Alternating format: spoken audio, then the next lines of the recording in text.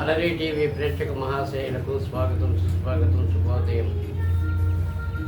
శ్రీ విశ్వేశ్వరానంద సేవాశ్రమం సమర్పించు ఆధ్యాత్మిక భక్తి ప్రవచనములు సజ్జన సాంగత్యంలో భాగంగా ఈరోజు మనం జీవన్ముక్తులు అనే అంశంపై మాట్లాడుకుందాం.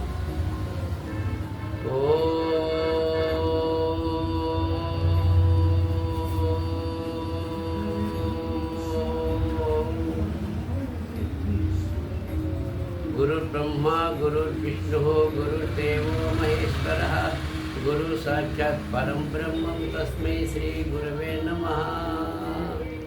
ఓం శాంతాకారం భుజగశయనం పద్మనాభం సురేశం విశ్వాకారం గగన సదృశం వేగవర్ణం శుభాంగం లక్ష్మీకాంతం కమలనయనం యోగి హృద్యానగమ్యం వందే విష్ణు భవభయహరం కస్తూరి తిలకం లలాట పలకే వక్షస్థలే కౌస్తుభం నాసాగ్రే నవమౌక్తికం కర్తలే వేణుం హరే కంకణం సర్వాంగే హరిచందనం చ కలయన్ కంఠే చ ముక్తావళిం గోపశ్రీ పరివేషితో విజయతే గోపాల చూడామణి.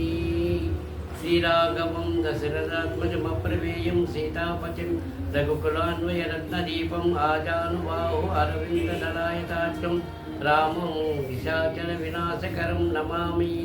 శ్రీరామ రామ రామేతి రమే రామే మనోరమే సహస్రనామ తత్తుల్యం రామనామ వరాననే. మనోజవం మారుతుల్యవేగం జితేంద్రియం బుద్ధిమతావనిష్టం వాతాత్మజం వానరయోధముఖ్యం శ్రీరామదూతం శిరసా నమామి. భగవద్భక్తులారా, సాధు సజ్జన జ్ఞాన జిజ్ఞాసులారా, మీకందరికీ మరొక మారు హృదయపూర్వకమైనటువంటి నమస్కారములు తెలియజేస్తున్నాను. జీవన్ముక్తులు ఎవరయ్యా అంటే చనిపోయాక ముక్తిని కోరేవారు జీవన్ముక్తులు కారు, బతికుండగానే జీవన్ముక్తులు అవుతారు. ఉపనిషత్తుల్లో కూడా ఇదే సారాంశం చెప్పింది. ఈ లోకంలో తాము జీవించి ఉండగానే జీవన్ముక్తులుగా ప్రసిద్ధి పొందిన వారు చాలామంది ఉన్నారు. అలాంటి వారిలో శ్రీ షిరిడి సాయిబాబా, రమణ మహర్షి, ఇలాగా ఎందరెందరో ఉన్నారు. షిరిడి సాయిబాబా తాను ద్వారకలో ఉంటూ రోజు భిక్షాటన చేసి భిక్షమెత్తుకొని తాను తెచ్చుకున్న ఆహారంలో పశుపత్యాదులకు మూగజీవాలకు పెట్టి తర్వాత ప్రజలకు పెట్టి తాను ఒక రొట్టె ముక్కను తినేవాడు. కానీ తన వద్దకు ఎంతోమంది భక్తులు వచ్చి కోట్ల రూపాయలు తనకు అందజేసిన ఒక్క రూపాయి కూడా తన సొంత నిధిలాగా దాచుకోలేదు.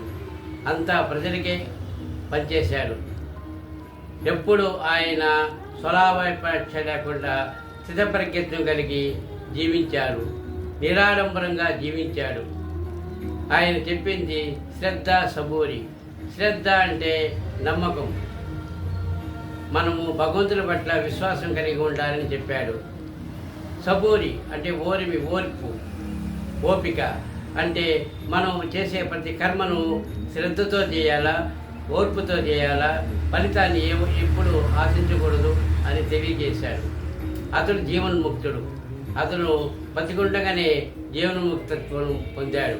అలాగే రమణ మహర్షి 16వ ఏటనే తిరువణామలై చేరుకుని ఆ తిరువణామలై ఈశ్వరుణ్ణి ప్రార్థన చేసి అక్కడే నిరాడంబర యోగిగా ధ్యానం చేసి సిద్ధిని పొందాడు.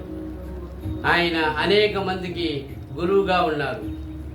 ఆయనకు ఒక పర్యాయము క్యాన్సర్ వ్యాధి వస్తే అది శరీరానికి కానీ మనస్సు కాదు అని నిర్లక్ష్యం చేశాడు. అంటే ఆయన చిత్తప్రజ్ఞత్వం కలిగినవాడు. అందుకే ఆయన జీవన్ముక్తుడయ్యాడు.